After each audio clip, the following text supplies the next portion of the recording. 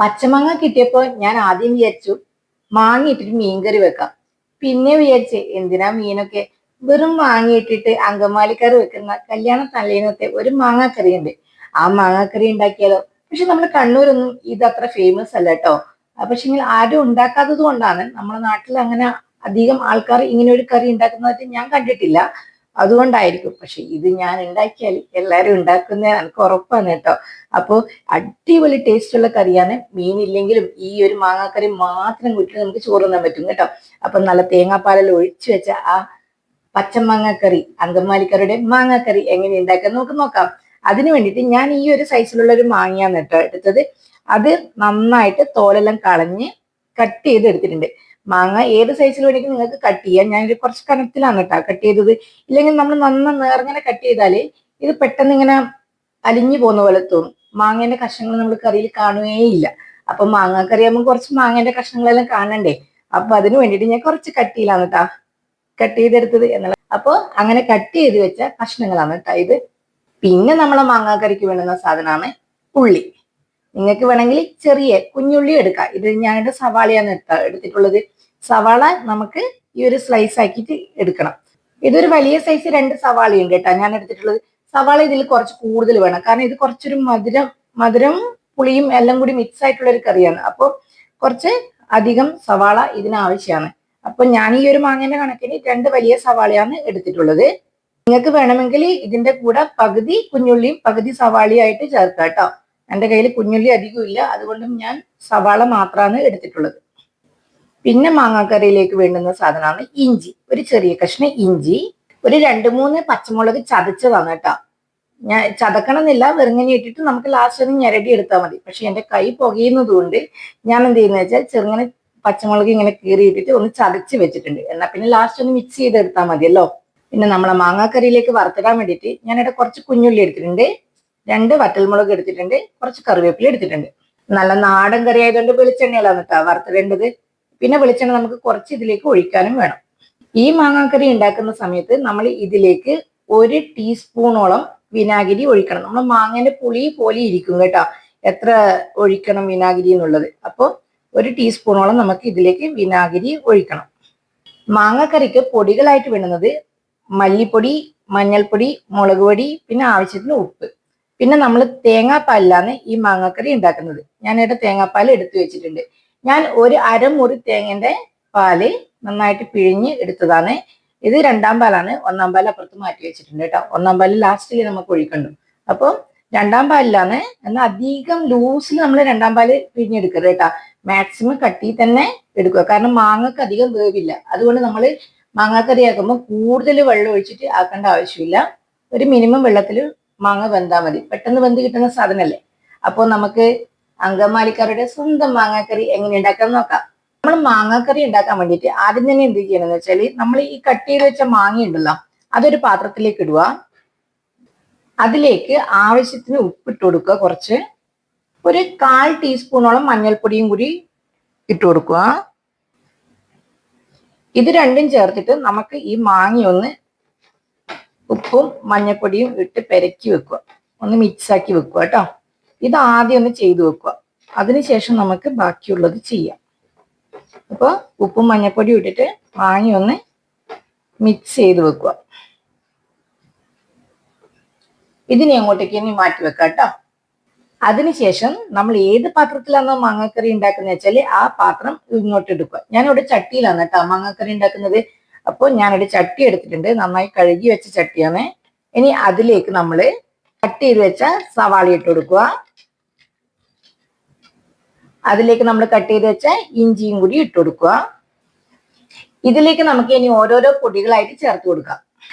ഞാനിവിടെ 1 ടീസ്പൂണോളം മല്ലിപ്പൊടി ചേർത്ത് കൊടുക്കുന്നുണ്ട്, ഒരു 1/2 ടീസ്പൂണോളം മഞ്ഞൾപ്പൊടി ചേർത്ത് കൊടുക്കുന്നുണ്ട്, 1 ടീസ്പൂണോളം മുളക് പൊടി ചേർത്ത് കൊടുക്കുന്നുണ്ട്.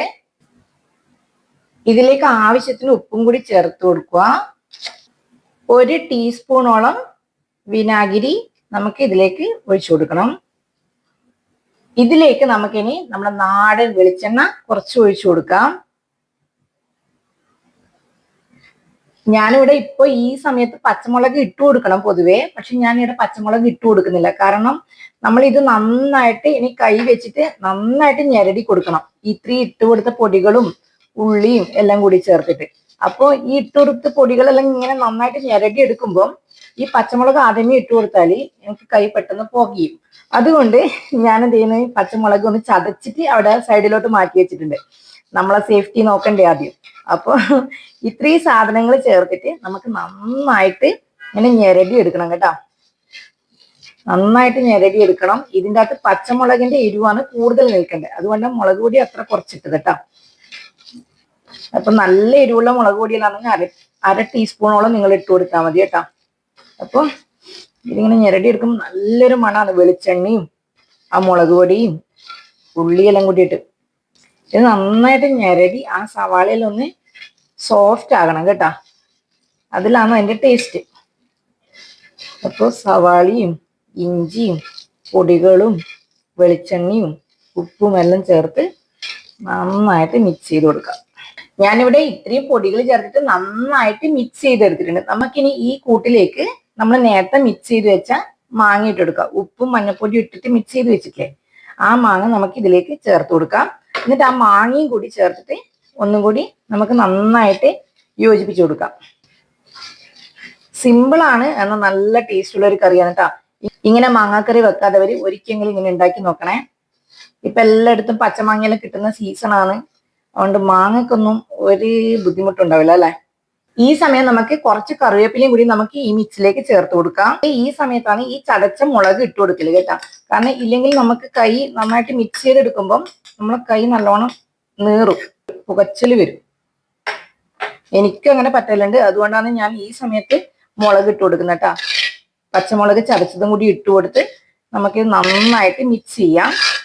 ഇനി നമുക്ക് എന്ത് ചെയ്യണം എന്ന് വെച്ചാൽ ഇതിലേക്ക് നമുക്ക് തേങ്ങയുടെ രണ്ടാം പാല് ഒഴിച്ചു കൊടുക്കാം. രണ്ടാം പാല് അധികം ലൂസാക്കാതെ തേങ്ങാപ്പാലാണ് കേട്ടോ. വേണമെങ്കിൽ നമുക്ക് കുറച്ചും കൂടി വെള്ളം ഒഴിച്ചു കൊടുക്കാം. അപ്പോൾ തേങ്ങയുടെ രണ്ടാം പാല് ഒഴിച്ച് നന്നായിട്ട് ഞാനത് മിക്സ് ചെയ്ത് കൊടുത്തിട്ടുണ്ട്. ഇനി നമുക്ക് നേരെ അടുപ്പത്ത് വെച്ചിട്ട് നന്നായിട്ട് തിളപ്പിച്ചെടുക്കുക കേട്ടോ. ഒരു 10 മിനിറ്റ് കൊണ്ട് തന്നെ മാങ്ങ ഏകദേശം വെന്ത് കിട്ടും. അതിനുശേഷം നമുക്ക് ഇതിലേക്ക് ഒന്നാം പാല് ചേർത്ത് കൊടുക്കുക കേട്ടോ. ഞാനിവിടെ ഗ്യാസ് ഓൺ ചെയ്ത് കൊടുത്തിട്ടുണ്ട്. നമ്മൾ നേരത്തെ മിക്സ് ചെയ്ത് വെച്ച മാങ്ങയുടെ മിക്സ് ഉണ്ടല്ലോ, മാങ്ങാക്കറീന്റെ മിക്സ് അടുപ്പത്ത് വെച്ച് കൊടുത്തിട്ടുണ്ട്.